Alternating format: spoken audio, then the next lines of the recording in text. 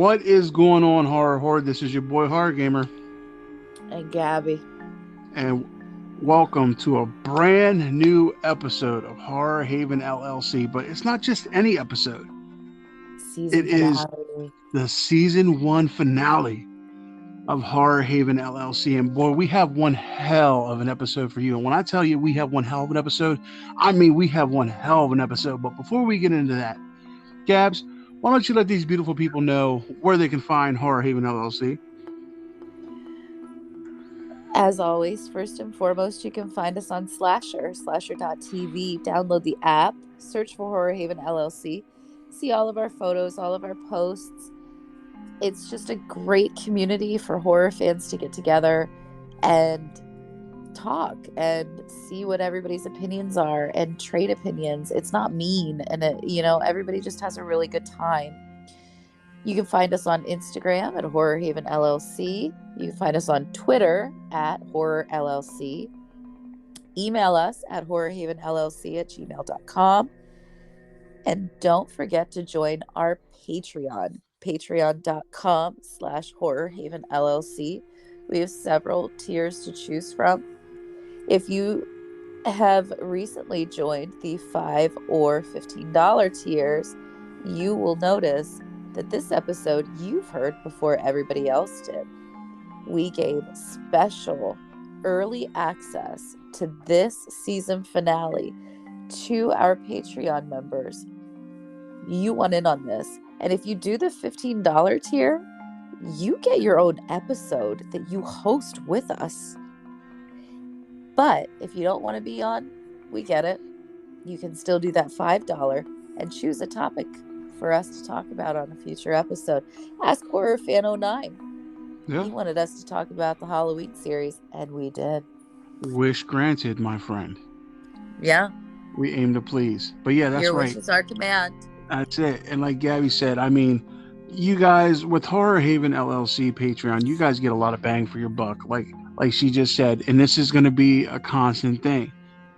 You starting this episode, you patrons who sign up for either the $5 or $15 will start getting the episodes early before anybody else, which is an awesome thing. So, you won't be late to the show when the episode comes out and people will are talking about it. You already know what's going on, Yeah. And like she said, with the $15 tier, who else lets you come on to the podcast with them, host an episode? And we're not talking about like we let you talk a little bit. No. We sit back and let you discuss the movie with us. We are just like set pieces. We're Not here. only do you get to either choose an episode topic or have your own episode, but you get direct access to both of us. Yeah. And you can ask our current patrons. If you message us, we will immediately respond. Absolutely. We don't have somebody else doing it for us. Or, Gamer, can I just say something right now? Sure. I'm sick. Yes, your homegirl Gabby Gore is not feeling well, guys. I'm sorry, everybody, if I sound terrible. I'm sick. My voice has about 20 minutes left. So she's power throughing it for you guys, and we commend you for that, Gabby. But with all that out of the way, Gabs, didn't I tell them we had a hell of an episode for them? You're gonna make me cry again. Gabby Gore has been a just emotional wreck. I've been a weepy mess all night. You guys know from listening to past episodes, I cry at everything. Tonight was an absolute dream come true. I don't even know what else to say about it. So, as you guys can tell by the title of this episode, we had the writer, director, and the producer of Hell House LLC, the trilogy. Steven Cognetti and Joe Bandelli, my new best friends. Her new best friends. And they have ruined Gabby for at least the foreseeable future. Thank you for that, guys. I hate you. But no, in all seriousness, guys, thank you guys so much for taking time out of your day to come on this little podcast and just, talk to us about your movies. We're big fans of the movies, and for you to take the time, and especially to make Gabby's dream come true, because honestly, she was not lying when she told you guys that your movie is her favorite movie of all time. Like she talks about it all the time. So this is a dream come true for her, and I appreciate you guys making that happen. You guys, it was so amazing. I can't, I held it together through the interview up until the end, but Horror Gamer, you said you didn't notice I was crying at the end, so I'm pretty proud of that. Yeah, I didn't notice she started crying at the end, but it's a good thing we said bye when we did, because they might have been noticeable after that. But without further, immediately upon turning off the Zoom meeting, you guys, I just can't. I'm so happy. Yeah. I'm so happy. So, without further ado, guys, here is that interview of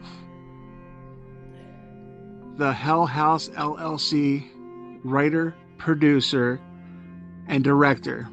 Writer, director, and producer Stephen Cognetti and Joe Bandelli. I love you! All right, here we go, guys. Grab yourself a big bucket of popcorn and a cold drink and enjoy. And a cocktail. I needed a cocktail to calm my nerves, and I'm still like this. And enjoy, guys. Does it surprise you, the level of it's not just like nobody likes it, everybody loves it, and it's such a word of mouth movie that it's everybody who sees it is every single person that you talk to, you have to tell them you're gonna die, this is so great. And then the people that see it are yeah, whatever, and then they see it and they're like, oh God, you were right, this is unbelievable. Did you did you expect that? Were you prepared for that? No, I just take it as I'm just happy that it's the scares are translated, people are appreciating the scares, because when I wrote them, I was going for subtlety, and I never knew if that was ever going to be appreciated, because a lot of horror films are very hitting you on the head over with scares, and I was I want to do everything more subtle, less is more, and that's the kind of scare that I like. And I thought and so that's what Hell House is. It's everything is very subtle, background stuff, things that give you a chill up your spine more so than just cause you to jump and scream. And so when it got a fan base and when it got popular, that was just me saying, oh, okay, so that's great. Other people out there appreciate that kind of scare as well. And so, and that's that I knew that there's it's not just me that likes the stuff in the background. There's a lot of people who appreciate that kind of scare too, which is cool. Yeah, absolutely. It messes with your head so hard that, because you watch it the one time and you're so freaked out that you're oh, this was so good, I'll watch it with someone else so that they can experience it too. And then you watch it with them and you're still freaked out, but you're wait, I didn't see that guy in the background. What is he doing? And what is the deal with the clown? Who came up with the clown? Well, that's again, it's the same thing. It's less is more, and that was I always said it's going to be a blank, pale, white face, and we're going to start from scratch with the clown, because I always thought clowns aren't scary anymore because they're overdone, they're over exaggerated, they got big noses, they're colorful features, and so I thought a clown is the creepiest thing when it's just very minimal. And so we had trouble. I had a manufacturer try to make a clown mask that's kind of like the one we ended up with. It didn't work. We're a day away from shooting, or it was the day of shooting, right, Joe? Where we oh, our mask never got delivered. Yep. And then Angie had something. She's this might work, and so we took the clown mask that she had and we just kind of made it the way it's supposed to be. Made the face white. Lex, our makeup artist, added a little blood around the eyes. But we were lucky that we were able to transform a mask there to get it, because if we didn't have that, then it was going to be a bad clown. It was going to be one of the other clowns that was exaggerated features and a nose and the hair, and that's just not scary. Yeah, you hit the nail on the head with him. Yeah. And also the clown kind of took on a life of his own after the first movie, because you know, a lot of those things, you know, like we said, when we were like listening to what the fans wanted and everything. See his children. I put mine to bed early. I think he did before, and this is a wake up moment. It happens. But yeah, I think the clown sort of took on a life of its own, because I think we knew that the clown was fun and scary and easy to, and one of those things to play with. But I think the clown became so much bigger when we saw how much it scared people, and we saw how good of a factor it was. And then, you know, because there's not necessarily, you know, there are things that we did with certain characters and certain people, bringing them back, using them in the sequels. The clown, I think, was one of those things that was like, well, we have to bring the clown back for both the movies. Like that's something that people constantly talk about, and we see a lot of people discussing on like Facebook and Twitter and things like that. We actually, I was going to ask you guys if the clown has a name. We personally have a nickname for him on our show. He is that fucking clown. Listen, this clown has tormented Gabby for as long as I've known her. I remember when me and her first met, she was telling me about your guys' film, and she was like, you know, I was pregnant when I watched this movie, and when the scene where the clown was in the stairwell, just standing there, you know, not moving, she said she can't even get up to use the bathroom in the middle of the night because of that scene anymore. I won't. It is so awesome. That scene is the that scare was the first scare that I wrote for the movie, and it's the only one that lasted unchanged throughout all the drafts. And I thought it was, and it was in different forms. Like they would come home, they would like go out one night or come back, and then when they got back, the clown was like somewhere. But the one thing I knew the most, what I wanted, was just the clown at a place and them finding it sometime during the night. And it finally evolved to where it was. But that was a lot of the scares changed or were in some way, but them approaching the clown, you know, and down the bottom of the stairs, that was something that it was really excited to shoot it. But that was like one of the first things scare wise written in the script, was that the clown was, but the clown is doesn't have a name because it's actually not their clown. It's not Hell House, it's clown. It's something that was, and that's get something that we Joe and I want to dive into in the Abaddon tapes, is more the origin of the clown. I cannot wait to talk about the Abaddon tapes. Well, that's so awesome. Well, yeah, prepare to be disappointed because it's nothing going on with it as of yet. But oh no, one day, yeah, something to look forward to. Yeah, I mean, we're trying to get that off the ground, but it's. I was just telling someone recently that it's just the way that we want to do it. It just can't be a low budget found footage film. They are very easy to get off the ground. Hell House 1, 2, 3, you know, while tough to make, they're easier to get off the ground than a scripted narrative series. So that's why it's just a lot more complicated. If this is just going to be a 90-minute found footage film, I definitely probably would have made it by now. So it's just a bigger level, and that's the complications of trying to get it off the ground. It's just that it's on another level of what the original trilogy was. Yeah, and it's funny you say that because like I've spent a lot of time with these movies, the Hell House trilogy, and I do got to tell you guys, for what you guys did a bang up job. I just want to throw that out there because I watch a lot of horror movies. I look back at, directors like Carpenter, Craven, even Romero, and the way that they use some of the subtleness in their movies, I saw that in y'all guys' films. Each of the films it had that subtle stillness to it. It was just amazing. Like, well, thank you for saying it's great that you say that. I mean, actually, one of the things I had always referenced when, especially in the original Hell House, was one of my favorite things in the Halloween movies, especially the original one, was when you see Michael Myers in the background.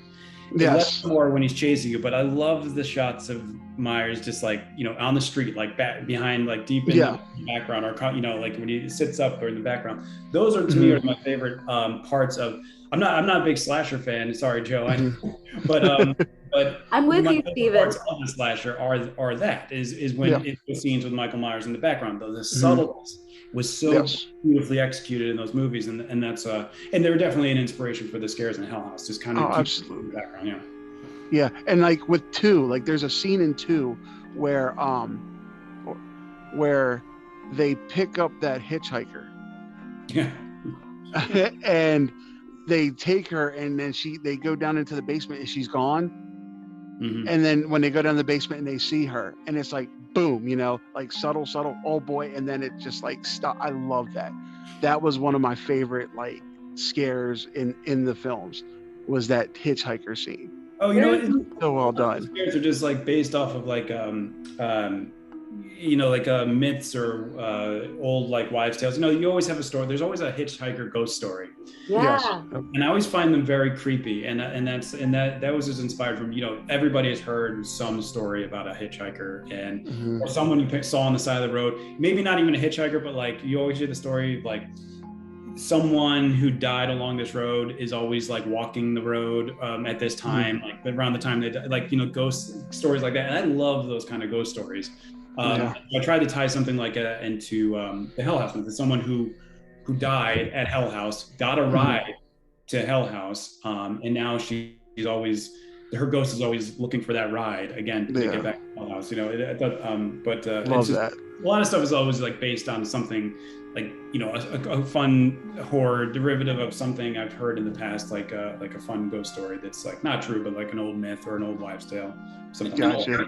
Also, another thing that we were very fortunate to have on these movies is phenomenal casts. Like we've had really phenomenal casts. Oh yeah. I'm not saying anyone better than the others, but specifically that first cast. Like, believe me when I say off camera, they just met one another and they were like instantly best friends. Like it was the chemistry that you see on screen was exactly how they were off camera. And I think that sort of gave us the, like, with Steve's ideas and with his scares, and combined with their ability to improv and their ability to like kind of play and like be very relatable and real, I think that was the launching point for the Hell House series. And to this day, Joe, right? They're all still like they're friends. also very close. Are they really?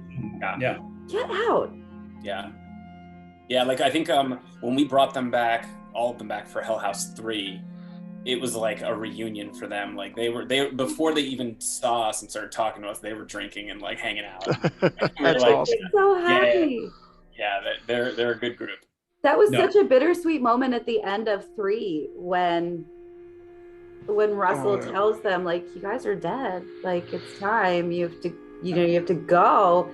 And the way that they all just look at each other and you want to see if the bar's open? Let's go see if there's any booze. It's very natural, and it's very like, I think that if I were stuck with a friend, that would be what I said. Okay, well, we're together. Right. Let's have a drink together. And it's very genuine, and they're and like Horror Gamer said, my God, the acting in these movies, it's all so genuine. Did you script everything, or were there just outlines and you let them improv a bit, or? Everything is scripted. So I think the way it turns out is everything is scripted, but when they go into a scene, especially in 1, 2 and 3 were more stuck to the script, but 1, I would go into a scene with it and let them know, like, this is the dialogue. They all know their lines, but I always told them you don't have to stick to the lines. Yeah. So if you venture off, like, I'll never call a cut because someone gets a line wrong or anything like that. I think the best takes were kind of when they mixed and matched, like said the lines their own way and kind of went their own ways in some scenes. So I think like every scene ended up being like something like, it depends on which scene you're talking about, but it was something like 75 scripted, 25 improv on every scene. Like, some scenes it was more, some scenes it was less, but it was a mix of scripted and improv for everything. Well, that's a huge testament to your writing, because everything is so natural that every conversation that is had just sounds like something you would have with a friend. Yeah, and I think that gave them having the leeway to not have to stick word to word of the script. Even if this is a variation of a line that I wrote, it's still, I think that gave them it made it feel more natural, and made them just kind of not having to worry about memorizing the lines, but just memorizing the scene. Like, what is the point? What am I trying to say in this scene? What does Alex have to get out to everyone in the basement when they first go into the basement? He's got to make his point about there's an escape way out there, and there's creepy things they're finding. As long as they hit the points, but they can get there in their own way, it helped the naturability of their movements so much more. And the fact that, the fact that they just gelled so much as friends anyways, it just felt like to them, it's just like they're just like bouncing lines off of buddies, and it worked out so well because it was so believable. And that's the thing about horror, is it has to be believable or it all falls apart. Exactly. Mm-hmm. And there's another aspect of that too, which is the reverse side of it, is them improving something that inspires something else. Like, I think the biggest thing, Steve, is the piano, right? Like in the first one, right? You want to talk about that, or do you want me to? Yeah. The piano. Paul's Gore plays. Yeah. So that scene that Paul plays the piano with Hector, he just made up that on the spot, and then Steve took that, and I believe it was your wife who wrote the actual music to it. Used that as sort of the script that says Paul is playing the piano with Hector. It doesn't say what he's playing. And then so and then Gore, he just kind of came up, he's like, what if I just do dun dun dun dun? It was like, great, yeah, that sounds perfect. Yeah. And all he had to be a jingle, because the only point of Paul playing the piano with Hector was to set up the scare for later on when Paul disappears and the piano's playing later. So I was like, you could be playing chopsticks for all I care. But but Gore, he was improv like this beautiful piano, it's so simple but so creepy, and then it became a theme for the rest of the movies because it worked so well. So the actors were able to like do a lot of things like that. Also, in terms of improv, there was a day. I remember, Joe, we gave them like a half an afternoon. Yeah, about to go shoot. We gave them a camera, and we made some time in the schedule to give them a camera, like go out for like 2 or 3 hours and say, like, guys, just shoot, like pretend like you guys, like there's no camera crew, this isn't a movie anymore. This is you guys with your own camera. Just go shoot a bunch of shit. And they did. They shot a lot of stuff. That's awesome. It was so long to go through. I went through every single bit of footage they had. It was very painstaking, but I was able to get about solid 3-minute chunk of what they shot and put it, and it was perfect because it segued really perfectly from the first act into the second act, where the first scare happens. And the first scare, the first big scare that happens in the film is really when Paul walks through the bar and he sees the clown standing at the top of the steps looking down the basement. And then he looks back, and then the clown is looking at his face, and I cannot even. Yes. Right. And so right before that scene, you'll notice there's like a little bit of improv, like them talking in the kitchen and Joey doing an eye trick. And all that. There's just like a lot of like them goofing around, like water dripping through. And then I'm in the middle of an awesome story right now. There's a little bit of Joe, take it from here. Yeah, there's a bunch of different improv scenes that again, I think the golf cart stuff and the stuff with Sarah where they're outside and they're filming sort of Sarah standing by that cross and walking over, and that was them shooting improv on their own. And again, that made its way into the film, and that worked perfectly because Sarah's character is the one that starts to kind of go. It's Paul and Sarah that kind of have that weirdness to them, and obviously Sarah being the kind of crux of the whole end of the first one, it worked perfectly for us. So we had a lot of good opportunities to let them play and have fun with it. But another fun one that I always like to tell people is the scene where Paul goes into he does a little handshake with his buddy and goes into the area, and the lights are strobing and he starts seeing all the math people, and then he runs out and he starts vomiting. That one's always a fun one to tell. I heard that was not scripted. No, it totally wasn't. He was hungover, so he threw up. But it was it worked perfect. It worked perfect, and of course, when your actor throws up on camera and he's supposed to be scared, it's that's the take you're using, of course. Yeah. Absolutely, yeah. Sure. I mean, you're so scared that nope. But what's funny about that is that Joe, I don't know if you mentioned it, he was so hungover and he won the dance off at the bar the night before. That's the thing. All 5 of them were at the bar late drinking, and they all participated in a dance off. Like by the DJ put it on, and so we would leave shooting, go back to our hotel, probably like shower or not even shower, just like have a meeting to kind of figure out what's happening the next day, and then go to the bar. And when we got to the bar, it was like they were already there for like 3 or 4 hours, and there wasn't that much time in between. Yeah. They were pre-gaming before the game. No one showed up for work the next day, so it was, That's cool. I let it go as long as, they weren't saying, I'm too hungover to shoot today. Then it would have been a problem. Let the camaraderie go, as long as they're showing up for work. And that's the thing, when I've been on sets where people get drunk and the next day they're not there, or they're in a really bad place. I was nervous the first day, and then they were great. And they were perfect. And I was like, all right, no reason to be nervous. There you go. That's cool. That's cool. When you can get that camaraderie on set, like you guys said, that they can go out, have fun together, and then come to work the next day, and it's just like nothing's amiss. That's so cool that you can get a group like that together, It does. I guarantee that made it a lot easier to, work. It's on all films. For a low budget like us, big budget films, I think when the cast and the crew, everyone gets together, there's no drama, everyone's gelling, that helps the film so much more on all levels, big production, small production, everything. And found footage also too, because I personally believe I think when we do that first shoot, we did 10 days out there and then 2 in New York, right? Yeah. A total of 12. You shot the first movie in 10 days? Just the stuff on the stuff in Pennsylvania at the hotel, yeah. The interviews we did in New York. Okay. Yeah, but just that in the hotel, you only did that in 10 days? Yeah. Yeah, well, it's really easy to shoot. They're amazing. It's so easy to shoot found footage as opposed to traditional narrative, because you don't have what takes regular movies so long to film is you have to shoot 6, 7, 8, 9, 10 camera setups for every scene. Where when you shoot found footage, you only have 1 camera setup for each scene. So especially with us, we weren't doing any like complicated video effects, CGI or anything. So nothing took a long time to set up. Everything was practical in camera. So once you have the makeup artistry done, once you have, the clown, the clown, he does it, he's set, he's right, he's always ready to go.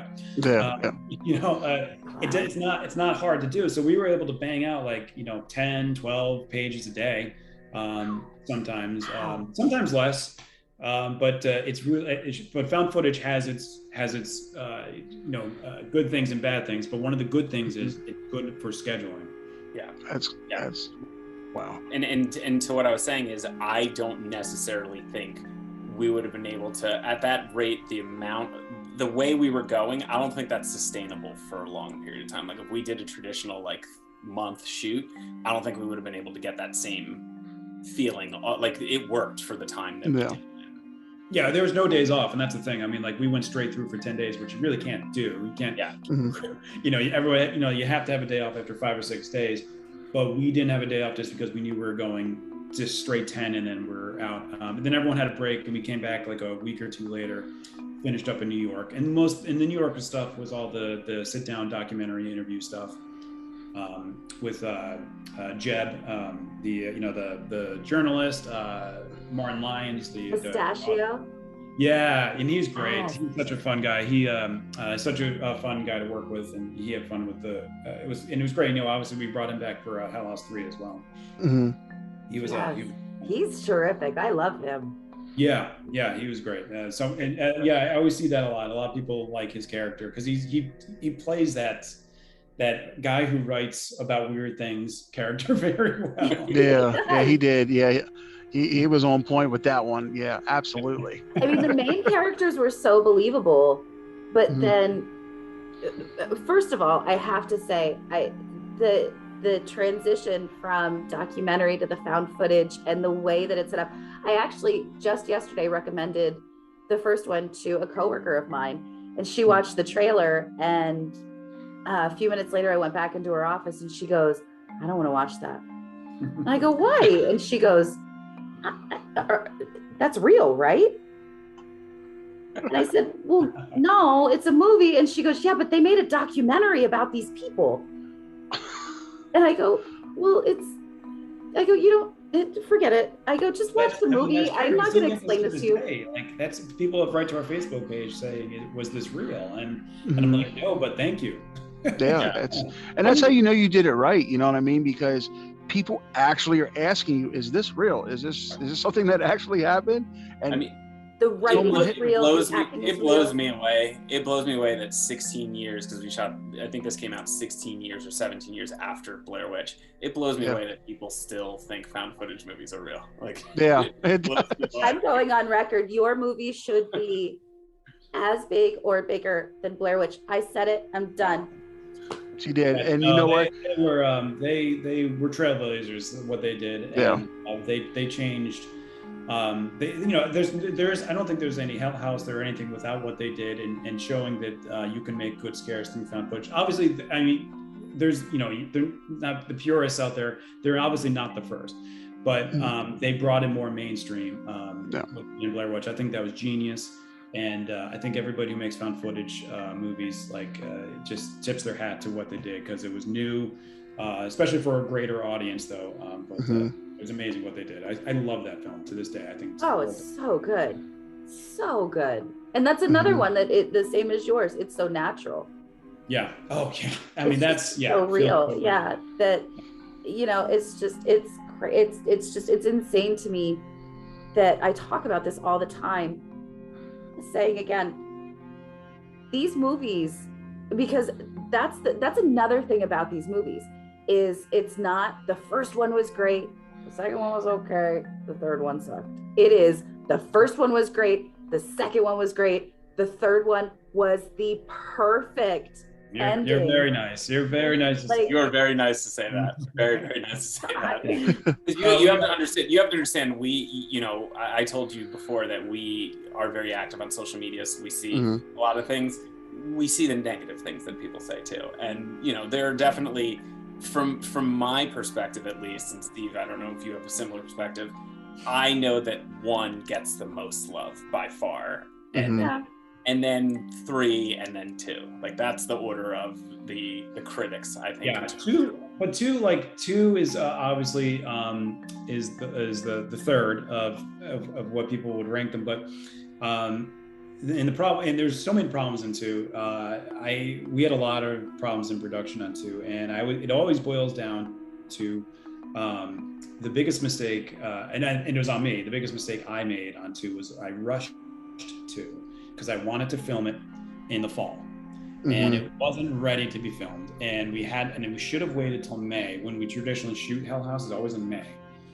We shot 1 and 3 in May, but I wanted to be so have that fall feeling. Yeah. And I was like, we're ready. And then, but we weren't fully funded. Actually, 2 has the smallest budget of all 3 of them.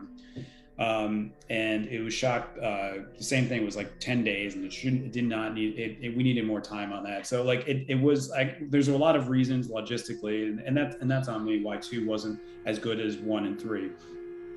So I get that. There's a lot of criticism out there for 2, and I think it's very well, and I don't take any of that personally. Yeah, but 2 gave us, in my opinion, the most sympathetic character out of all 3 movies. Was Mitchell. Yeah. I mean, poor Mitchell, man. I just feel so bad for him. I mean, he just got everything handed straight to him. Poor Mitchell. I mean, 2 I'll agree with you, 2 had its issues, but whatever. I mean, it was the perfect middle to that sandwich. It was just, it just kept everything together. Yeah, I think you nailed it right there. I do feel like these films are one film. So I actually I just filmed my second feature, and it's not my 4th feature. I kind of feel like my second feature, because I kind of feel like Hell House 1, 2, and 3 are my first feature. That's it. And I kind of feel like 2 is the middle act of a 3-act story, and so you can play them together. I think they work out, though. On their own, you can have issues with everyone on its own, though. But playing them together, it's supposed to be a long story. Yeah, and I mean, even that's happening even now in mainstream horror too. Halloween Kills just came out, and a lot of people are saying good things, and a lot of people are saying bad things, and most of the bad things are related to not having a conclusion. But it's you need to look at those movies as a trilogy that they're making, not necessarily as single individual movies. Like a bridge film. Yeah. Exactly. Like kind of what 2 was. 2 was a bridge film into that ending. Because I knew where I was going with the finale and how Hell House was going to be finalized. We had to get there. We had to introduce some characters, and we talked a little bit about insomnia and everything in 2, and it was Russell Wynn's name was on the check-in sign. Right, exactly. So we wanted to introduce these things and set everything up for the grand finale of Hell House and how it was all going to go down. And so 2 was very transitional for that. It was the middle chapter of that. Now, my question is, when you started the whole, the Hell House LLC, now, did you know that you were going to make it a trilogy at the beginning, or was it something that kind of like, well, this movie did pretty well, it did awesome, now let's do a continuation? Not the latter. I didn't just make it because the first one was doing well. What happened was when I wrote the story for Hell House, it was supposed to be narratively filmed, not found footage. But when I changed it to found footage, I lost a lot of the backstory because you can't film a lot of backstory stuff, and there's a lot of things you lose story-wise when you go to found footage because it's that single perspective. And I always said, and Joe, I know I said this to you a few times, I'm like, I'll get, when we make the sequel, I'll get to that point of the story, and always joking, but in the back of my head, hoping that I would be able to tell more of the story. That's so cool. But it's kind of like joking, haha, I'll put that in the sequel, but hopefully maybe I'll get to tell more of the story. And so just because we lost so much of that story when I had to whittle it down to the 90-minute found footage film, I always knew that I was hopefully going to have a chance to explore more of Alex's connection to Tully and the cult in the 80s and get into all of that. And then when the film did start getting a little bit of a modest fan base, it wasn't huge or anything like that, but I just wanted to, I thought that was good enough to start saying, okay, I think I might be able to make 2 and possibly even the 3rd one if I'm lucky enough. So I started writing them, so it was never like, I never went into it knowing these are going to be 3 films, but I went in it knowing that I have enough story material to make it 3 films, and hoping that I would get a chance to at least make 2 and maybe 3. That's so cool. That's so cool. Yeah. I can't. Yeah. I mean, just to hear about it, it's crazy to me. Did you have for both of you, was there anything that, I mean, of course you're there, and I've seen enough like behind the scenes documentaries to know that like maybe it's a little bit different on found footage, but it's not what we're seeing. What you guys are seeing is very technical, and it's very a little bit slower, and you already know what's going to happen because you know it's written. But was there anything that when you saw it played back, you were like, oh, that's scary? Joe, you can go first. So you're definitely right with on set. Like there's like 10 of us or 11 of us sitting there around a corner when a scare happens. So it's not scary on set. It's never scary on set for us. I mean, these are things that we're talking about. Even if it's a happy moment where we're not expecting something to happen and then it works well, then we do another take. I mean, it's never really like scary or we're in that that atmosphere. We're terrified. I do think that you could have moments, and I think, when Steve was editing and showing footage to me and everything, we were going through things in post, there's always things that you're like, ooh, that worked out really, really well. Like I think one of the ones that was scary to see on monitor and then also in the film was the little girl. When Paul pulls the covers, like that. But I wouldn't say it's scary. It's more of a, like, my feeling is more of a, oh, that's creepy. That's gonna work. Yeah, like that's pretty. That kind of thing. It's not. I'm scared in that moment. It's just I know that that's gonna scare people. My feeling was I'm gonna pee. Yes, he was. Yeah, that part scared her because we watched it together, and oh man, we have a movie club, kind of like a book club, and we get together and we watch movies with friends. And for my birthday this year, obviously, was Hell House, and I still screamed. I screamed. Yeah.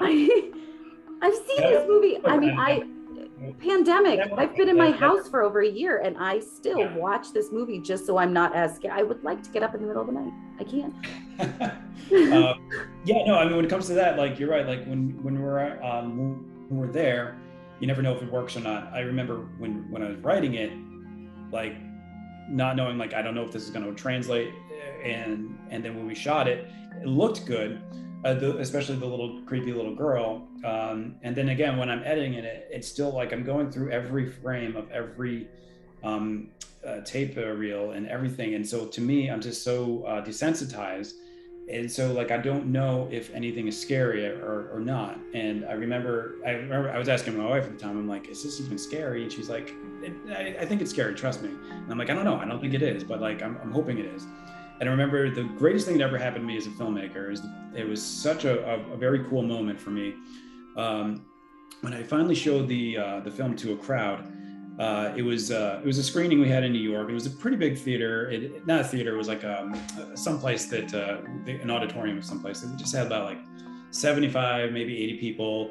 Actors, they came, they brought their friends, some crew, they brought their like their wives and their girlfriends and husbands. And it was, so we had a big crowd there. And I remember I was just sitting in the back, we played the film, I was sitting in the back, and then someone came in late and sat next to me, and I didn't know her, she didn't know me. And as we're watching the film, I remember at some point during the film, she put her hands to her mouth and they never left. And she was just like this the entire time. And she was like frozen. And I remember, I was like, at first I thought like, wait, maybe she does know me and she's just being nice. And then I realized, like, no, she does not know me, I don't know who she is. And that was the first moment I was like, oh, okay, maybe this film does, the scares are working. And that was when I first know, like, this might, the scares might work. People might appreciate these kind of scares, because you never know these subtle scares if they're, if they're gonna work at all. Maybe they're too subtle to be scary, or, that was the first sign that I was like, oh, maybe this, it is gonna work. So. No, you are a scary person. Just in your writing, you're the scariest person I've ever met in my life. And I mean that as the biggest compliment I could possibly give. That's nice. It's a subjective thing. It's a taste thing. Everybody has their different tastes, like what they find scary. And and like, especially hearing you talk, it's just like, I find like we should have a club of like people that like these kind of scares. Cause I love this kind of scare. I love seeing them in movies. And it's my favorite thing in movies is these kind of scares. And so it's just great to know that other people appreciate it. It's kind of like, what's the movie called with Liv Tyler, Strangers? Yes. Like the best scene in The Strangers is when, she picks up the phone and the guy is behind her in the background. Like that's. I just want to make sure that you're understanding something here. You were talking about scares, Steve, and you are specifically pointing out slasher movies that you like the scares. I just want to make sure you understand that. That's true. No, that's very true. But but we all know the scariest movie of all time is The Exorcist.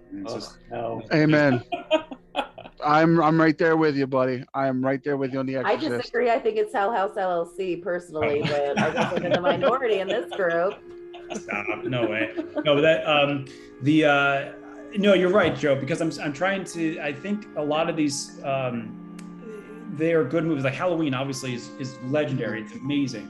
My favorite parts of Halloween, these classic franchises, are the smaller things they do in these films, and not the big things. And I'll be honest with you, I'm 100% with you too. Like, I love slasher movies. That's my thing. And the best parts of slasher movies are always the subtle things. The little things are really the scariest things, not the big over the top murder sequences. Yeah.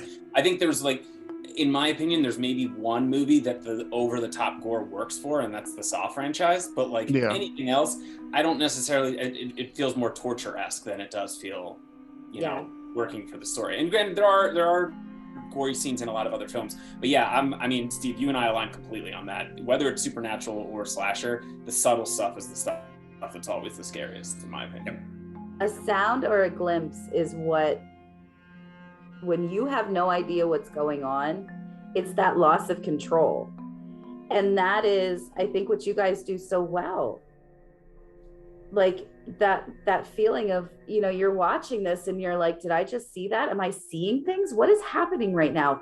How do I not know what I'm looking at on my own TV? What is going, and that level of like uneasiness and like disorientation, that's what makes it so scary. Is like, the clown isn't supposed to turn his head. He totally is looking at Paul right now. Like, the clown isn't supposed to move. He totally just walked behind them. And, like that little girl, she's not supposed to be real.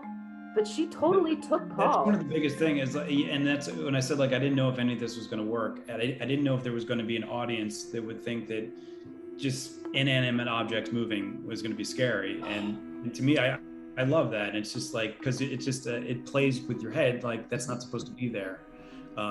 Is the, you know, I think that's a cool thing. And the whole concept of Hell House goes to the thing of like, when you're performing something and you're supposed to be screaming and make things scary, and when there's a girl chained in the basement saying, help me, help me, help me, when she's supposed to be saying that to the audience, to the people, tour goers, how do you know if something's actually really wrong? And that was the whole premise of like what happened that night in Hell House. And then it's like, because if things go wrong, you would never know, especially at a haunted house where everyone's supposed to be screaming, and so like you don't know if people are playing an act or if they're serious, and that's a little like a psychological thing that I thought was fun to play with, this to set up the mystery in the beginning of the film. And to be honest, a lot of filmmaking, and a lot of people, I don't know if any of you guys have ever spoken to other filmmakers who are going to say what I'm going to say. A lot of it is trial and error, and a lot of it is just figuring out, like, does this work, doesn't work. And like Steve was saying, you know, like even in that sequence when we had a little girl with Paul, we shot it with the little girl and we also shot it with the clown. And because we didn't know which one was going to be scarier, we didn't know which one was going to work better until we got into post, right? And like it's a lot of this stuff, especially with found footage, you have the flexibility to play around and do some of that stuff. You also have it narrative, it just takes a lot more time. So yeah, I mean, these things. That's funny. Yeah, you're right. I always forget about that. I remember we didn't really shoot a backup for a lot of the scares, but we shot a backup for the girl scene, and it was just because, I think it was just because if we felt like the makeup didn't hold up. On her, which it did, and her makeup effects are great, and we had a great makeup effects artist, Lexanne Rosser, on Hell House 1, and I don't know, it was a waste of time anyways, because the little girl was what worked, and that was what we used though. But it was just like we shot a backup of that scene just in case, for whatever reason, if she didn't look creepy enough, our backup is the clown in the background. And then I think when we saw it in post, we were like, this doesn't work with the clown. But I did. I don't know if you saw the DVD extras, which are now on Amazon Prime. The clown backup shots are in the extras. You can see that. You can see that shot. I didn't know that in the director's cut. So if in the director's cut on Amazon Prime, if you go to I don't know if it's in the outtake section or the cut scenes. But there's like deleted scenes or something like that section at the end, and that has the backup shot of the clown when Paul wakes up and he turns on the light, and instead of a little girl, it's the clown just sitting there on the wall. Oh wow! To be honest, I don't know if I want to see that. When we were there, when my friend and I were at Waldorf, the guys that we had met to escort us through. Where they knew Angie somehow. They're like nationwide haunt goers, and they, you know, do all these things. So they had been there a few weeks earlier to do like a behind the scenes thing, and so they knew everybody, and they knew Angie. And the first thing that they said when we asked them, like, will you take us through, they were like, do you want to go in the basement? And I was like, no, people died in there. I don't care if it's real or not, they died. There's so many. I always see that comment a lot on Facebook, that and especially about when they go to the haunt, that they're disappointed they can't go into the basement. You got offered. Yes, me too. When I introduced myself to Angie, because for my birthday over the summer, I emailed Angie and I was just like, you know, it's my birthday. I have this podcast. Hell House LLC is my favorite horror movie. Can I come there and take pictures? She was so sweet, and she said yes. And then after I met these guys and they knew her, they introduced me, and I said, I don't know if you remember me, but I had asked if I could come into, and she was like, oh my gosh, I'm so glad you're here. Thanks for coming back. She was so sweet. And the first thing she said, do you want to go in the basement? And I was like, no, people died in there. No. Like, I think it's because which is probably what she gets asked the most by people who come there is, can I see the basement? No, I'm good. People died. No, I don't blame you. I don't. We don't like filming in the basement. It's portal to hell. I don't need it. No, I don't like filming in there. Freakiness there? I can't fit in there. Basement ceiling's like 4'8", so you're like this going through. Ugh. Yeah, Joe's tall, as you know. You met him. It was just just perfect for me. But if you're any taller than what I am, it doesn't work. Yeah, no, it's creepy down there. It's just like it's the spiders too. If you're not done. Yeah. Over it. Nope. But no, it's a difficult place to film as well. We never. I never liked having any scenes down there just because I knew it was just the logistics of the cameras and everything down there is tough though. But it's a creepy place though. But yeah, I know they were going to add it to their escape room, right? Joe, was that on the escape room? Yeah. Yeah, I didn't do the escape room. I don't need the basement. Sorry guys, that was me. I did not turn off notifications on my. You're fine.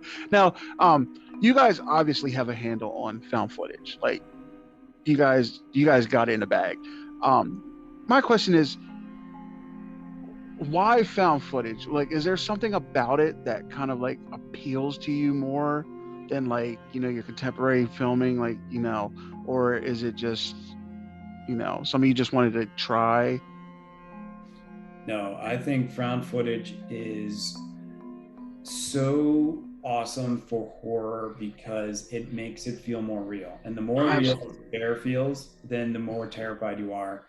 When you have a big Hollywood horror movie, there's some kind of protectiveness there that makes it's very orchestrated. It's very it's just, it doesn't have the realness. It can still scare you, but it doesn't feel as raw as a found footage film. And when something feels like you are watching a ghost that was caught on somebody's amateur video, there's something creepy about that. I mean, look at Signs. The creepiest part of Signs was the found footage part, Yes. You stepped down behind the bush.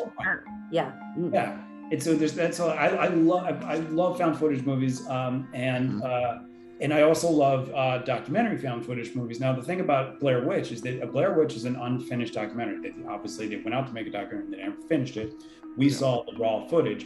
The point of Hell House was that they found the footage, but the footage was put together and presented to the audience as an edited film, and not that just was so genius. So genius. Well, no, but that's the thing. For me, that was inspired by, I think, what is the most genius documentary or fake documentary horror film, which is Lake Mungo. That was a good one, yeah. So when I saw Lake Mungo, probably I don't know, 2007, 2008, I was blown away by that. And that's the realness I'm talking about. That felt like a real documentary they made about this family. And that's when I was just I knew it. I was like, Hell House can work as a documentary.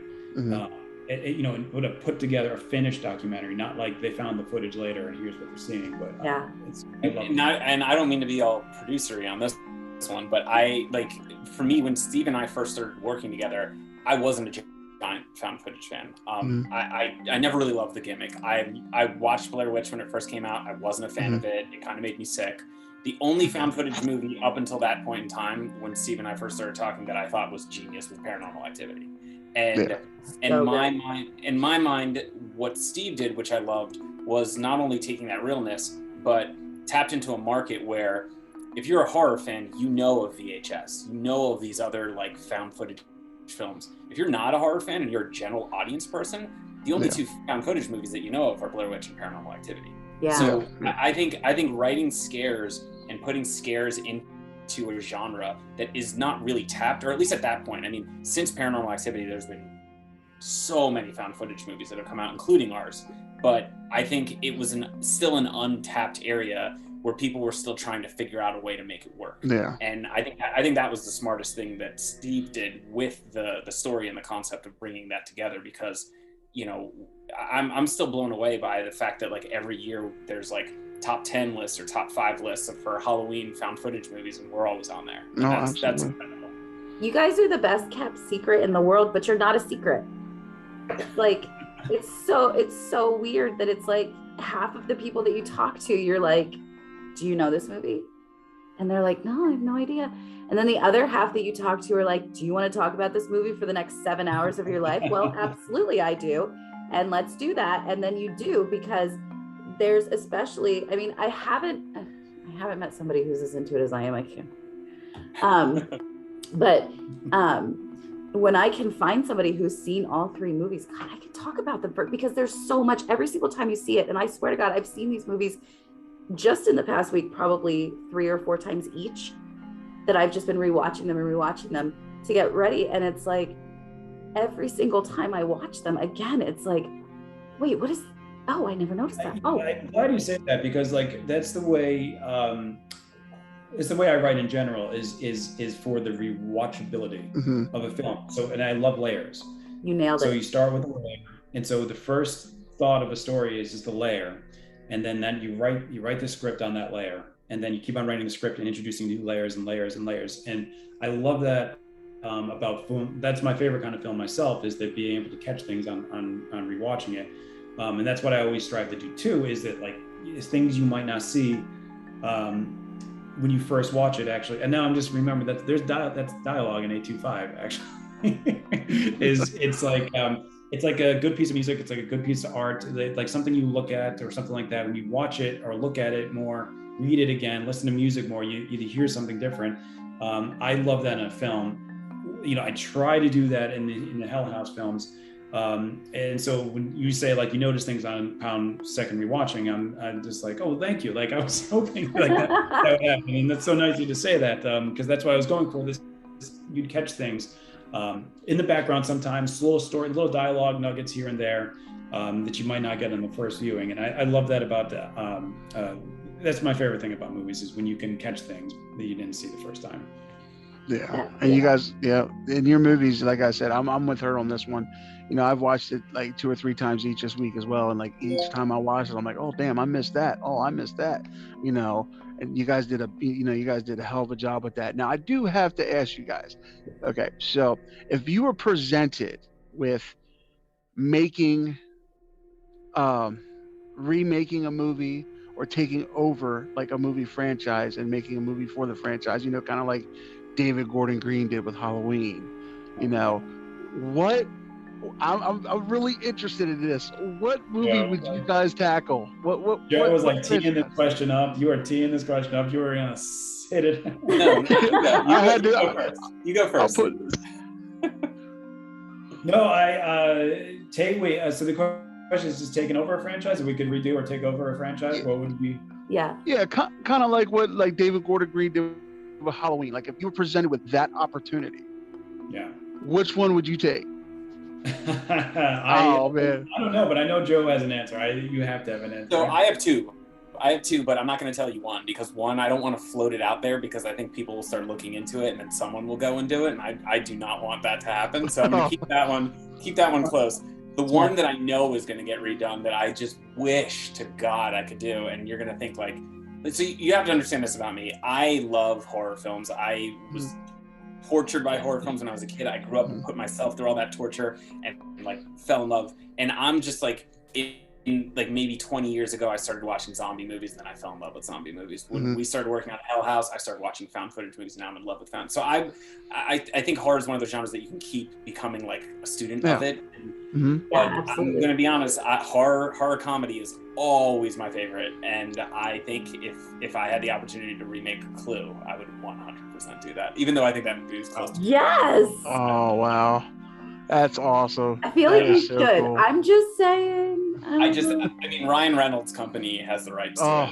So I don't think I'm going to get that chance, but I think we'll start a change.org petition tonight. Get the ball rolling on that. I know that we're running out of time, guys, so I have 2 questions left.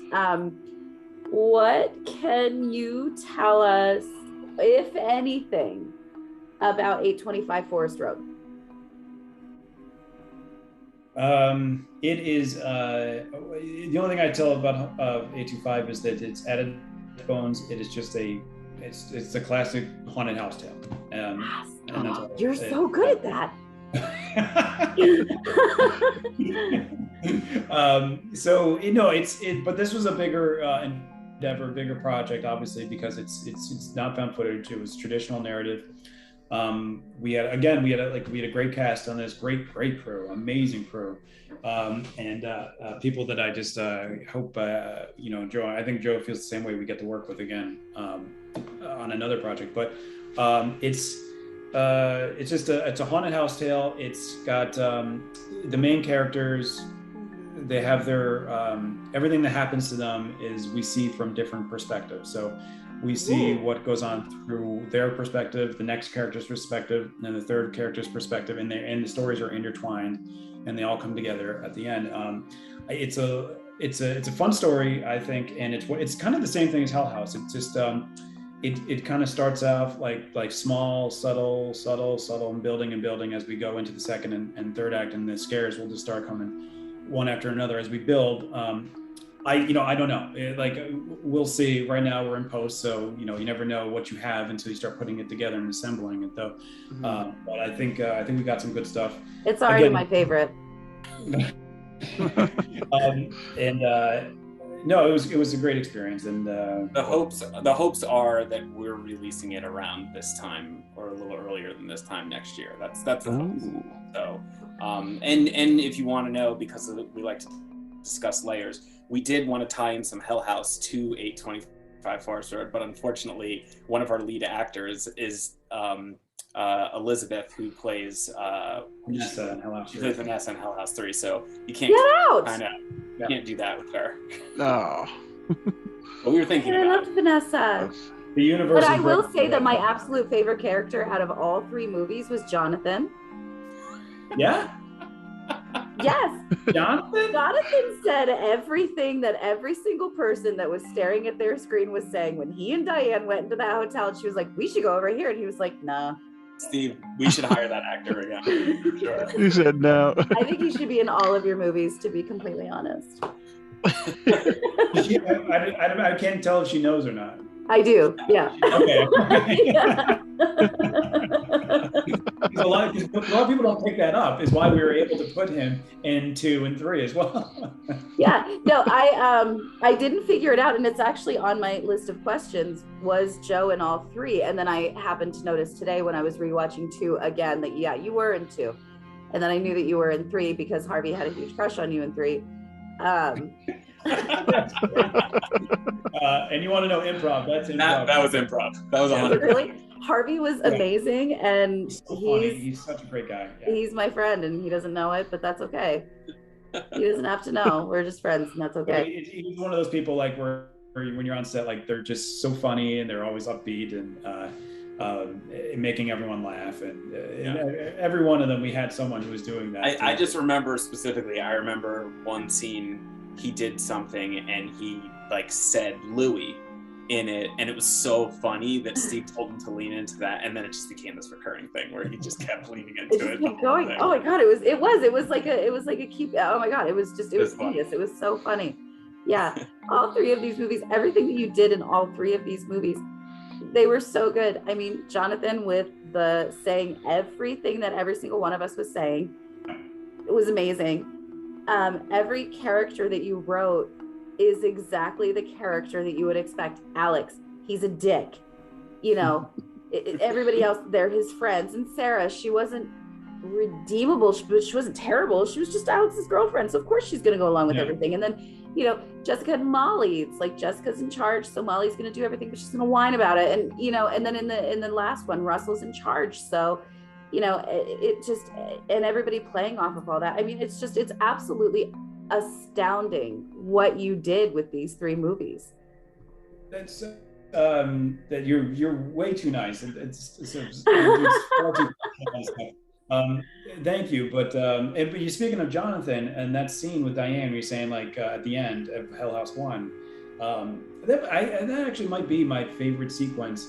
Definitely in that film, but maybe in all of them though. But I just love that walk through what I always called the ruins of Hell House, and it's seeing everything in the aftermath. I thought was it was really cool, and I think and the way that Joe and Alice is the actress that plays Diane, they did such a great job with it, and it was so real. Their reactions to everything were so real, and it really sells that walk through the ruins of Hell House so well, leading up to the moment going up to 2C.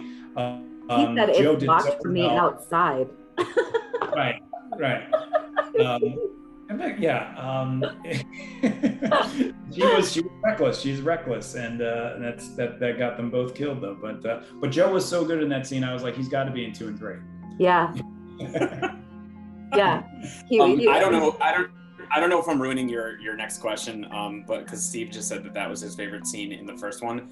I don't know if this is your next question or not, but I honestly can tell you that like the malfunction sequence was by far my favorite scene. Like by far, like that one took so much to get done, and so many people cooperating together, and so many people coming together, and that's like where small town magic comes in, because we had so many great extras from that town that were so awesome for staying long hours and being a part of it and not getting paid. And it was just such a great group of people that all came together to make something awesome happen. Right. No, that was really cool.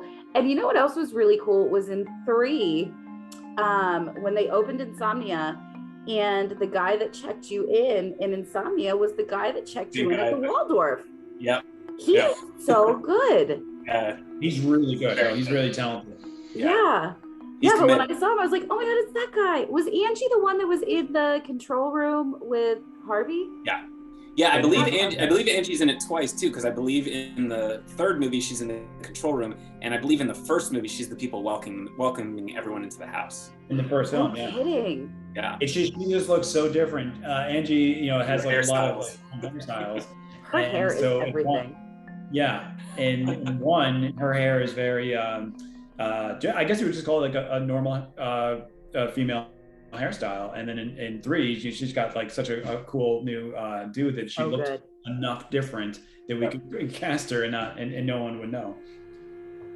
Yeah, I mean, it just everything. I mean, you guys just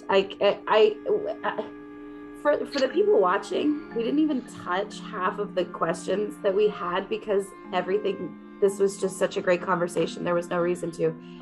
I cannot thank you guys enough for this. This has been, I mean, like, there's a dream come true here, and then here's tonight. Like, it's just like miles above what I could ever have imagined. You're Thank too sweet. you so much. You are too sweet. Yeah, no, and it was great to have met you at the Waldorf. We, as you said, like Joe and I, we interact with a lot of people that like Hell House on social media, but to actually meet them in person is something we don't get to do a lot, because people are spread all over the country. But just meeting you at the Waldorf and some other fans there as well was awesome. It is so great to meet people who appreciate the film. So thank you for watching, and thank you for recommending it to other people. 100%. This film is a word of mouth film, so you guys you guys are a part of the reason as to why this thing's successful too. So thank you. I told my dentist last week at my cleaning. I told the hygienist, and then when the dentist came in to check everything, she was like, "Oh, she was just telling me about this movie. It sounds like it would be really good for the Halloween season." And so, I left a little note on the front desk with the title, and it's on Amazon Prime. You guys seriously are my favorite people that I've ever met in my entire life, and I just cannot say thank you more. I mean, amazing. Hey, this is so much fun, and I always love doing talking about this stuff, especially in October. It's so much fun to talk any horror, not just Hell House, just have a fun conversation about horror in October. It's just the best time. We are in the best time of the year right now. Absolutely. It's awesome. Yep. Absolutely, guys. And we're all a little sad on November 1st, but but guys, I just want to say thank you. I appreciate you guys really. You guys have an awesome, your movies are great. I was a little late jumping on the boat, I'm gonna be honest, but after I watched it, I was hooked. So, just keep up the good work. I cannot wait for the new one, the new film coming out. And from what you're saying about it, I'm super excited, because those are some of my favorite kinds of horror movies, is the ghost story movies. So I'm looking forward to that. You guys are geniuses. I mean, there's no way else to put this. And we're at the end. I don't have to. I'm not kissing your asses. I'm being completely honest. You guys are absolute geniuses, and please keep doing what you're doing. Yes. Thank you so much. No, you guys are killing it. That's awesome. Awesome. Yeah. Thank you so much. No, and we can't thank you guys enough for just. It took a while for people to find Hell House, and we're just always happy when people find it and it reaches more people. Because it's a very small indie horror film. So it's just great when people reach out to us and say they saw it and they liked it. And it's like wow, that's awesome. Thank you. We appreciate it so much. Definitely. I echo all of that. So thank you guys so much. Thank you guys. I think this is a good place to stop. I could do this all night, but I feel like you guys have lives and you're 3 hours behind us. So it's actually the middle of the evening for you. I'm the only one who's 3 hours behind you. Steve's right there with you. Oh, is he? Yeah, he's in Pennsylvania. Oh my God. Then Steven, you have your children and it's bedtime. I'm sorry. Am I interrupting bedtime? No, I put my my 3-year-old out like that. My 5-year-old likes to get a little like, I'm not going to bed yet, and that's when he came in and interrupted. But he's back in. Yeah. I have one right in the middle. I have a 4-year-old that yeah, you were telling me, yeah. About 20 to 8. I was like, I just said to my husband, I was like, I gave him melatonin, take him.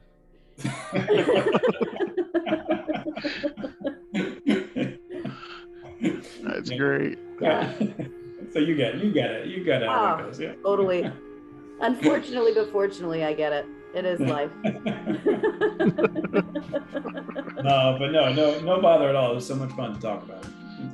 And if you guys ever want to talk again, I hope that we get to see you again, maybe someday again at Waldorf. I mean, anything that you ever want. I mean, we don't have a ton of people that are paying much attention to us, but if you ever have anything that you want to talk about, I mean, God, you have my email, you have my number, just call me.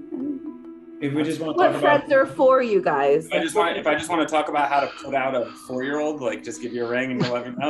I'm telling you, it's the 2 milligram melatonin gummy. Done and done.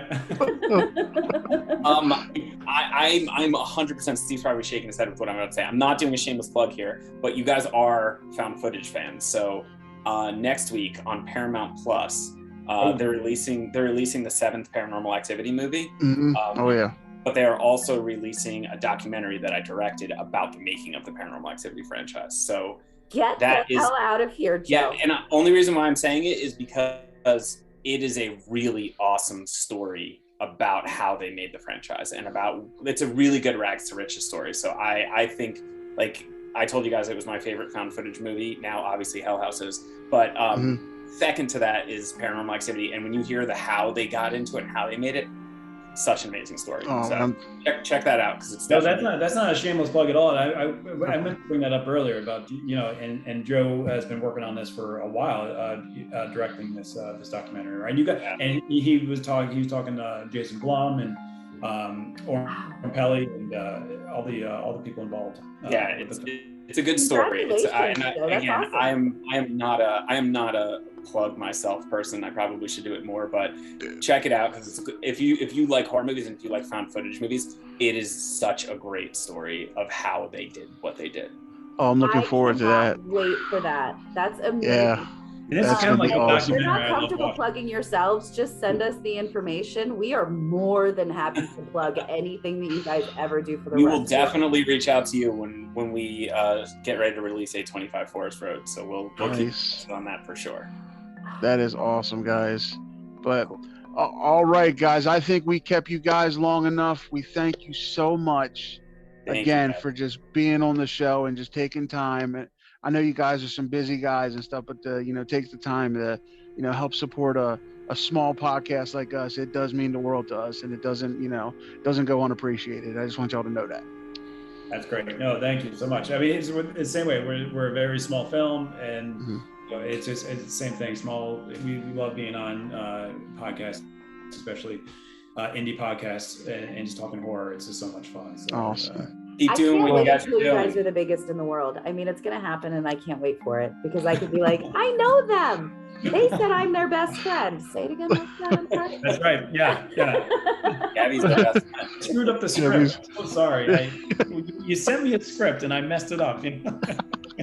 Oh, that's awesome. Yeah. But y'all have a great night, and again, thank you guys. It's awesome. You guys are awesome. Thank you guys so much. You guys, and happy Halloween. Yeah, happy Halloween. Take care. Thank you guys. Talk to you soon. See you guys. Bye. Thank you. All right, bye guys. Bye. Can you guys even believe for a half a second I was not lying? Are they not the most amazing people that you've ever heard from in your entire life? They were, I'll tell you what, I gotta admit, these guys were cool, man.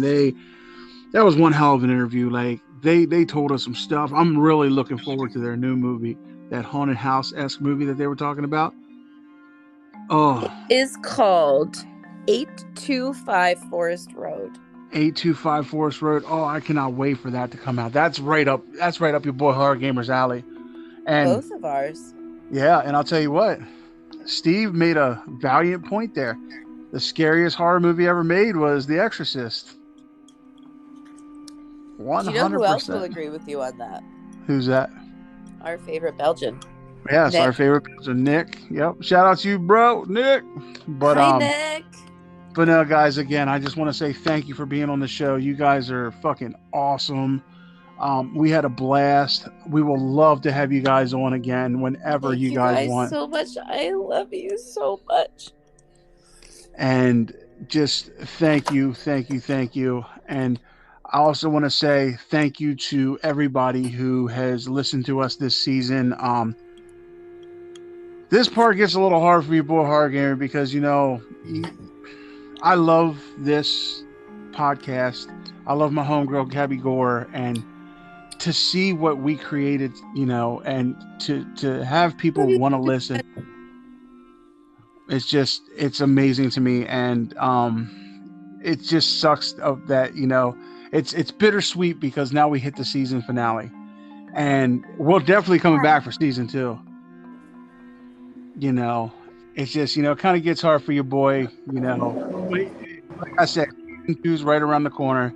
And we have some just amazing stuff planned for you guys for season 2. I kind of want to spill the beans, but I can't. I gotta show a little bit of restraint, and just as season 2 gets closer, we'll start putting out hints and stuff. But I just want to thank everybody who listened, who tuned in, who became a Patreon, who subscribed to wherever you get your podcast. I just want to take a moment to thank you guys, because if it wasn't for you guys listening, Horror Haven LLC, your homeboy Horror Gamer, your homegirl Gabby Gore wouldn't be a thing. And I love you guys from the bottom of my heart. And I just love you guys. Christina J, Jeffrey K, Nick R, Horror Fan 09. Thank you for believing in us enough to put your money where our mouths are. I can't believe I still am in shock every single day that you guys would even think to do something like that. That's insane to me. Absolutely. But I'm not mad about it. No. I'm so happy. You guys make my life. And Horror Fan 09, I think, would be the one. Actually, maybe Nick would be the one that could attest to this the most. If you message us, we will get back to you. Absolutely. 100%. And we will never ever stop getting back to you. Nick made a friend for life, and I don't think he meant to, but he did. Sorry, Nick. Every single person that's listening, has listened, will listen. Hi, friend. I love you. I'm Gabby. I love you. I don't always sound like this, but I think you're amazing. You're my best friend. I'm obsessed with everything about you, and I can't wait to learn every single thing about you and your life. And I feel like a Horror Gamer, if you don't mind. No. There's a very special shout out that I want to give tonight to my favorite girlfriend, Carrie. Yeah. Absolutely. I was actually planning on ditching Waldorf Estate of Fear the night that I met Steven and Joe, because it wasn't a guarantee that they were going to be there. Mm-hmm. And Gabby doesn't like a late night, you guys. I wasn't going to waste my time if I wasn't going to meet them. And she said, you know what? Let's make it a mom's night. Let's do it. Let's do it anyway. Whether they're there or not, let's just go. And it's because of her that we went there. I met Joe and Steven. I connected with them. My God, you guys, they are the nicest. Oh, I don't want to cry again. They are. There's some cool dudes, and guys, thank you for breaking Gabby for the foreseeable future. I appreciate it.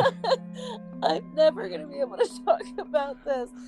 I love you guys. Stephen and Joe. Yes. Carrie, I love you. Carrie, thank you. And I you know what? It's funny because I've gotten the pleasure to get to know Carrie, and she's an awesome person. Carrie, shout out to you. Thank you for Hi, Carrie. thank you for taking, your homegirl I love you. to meet them. And like I said again, guys, thank you for being on the show. Season 1 finale. Thank you, Yes. Stephen and Joe. You guys are my life. All right, just end it. I'm crying and I can't stop. Just end it. Okay.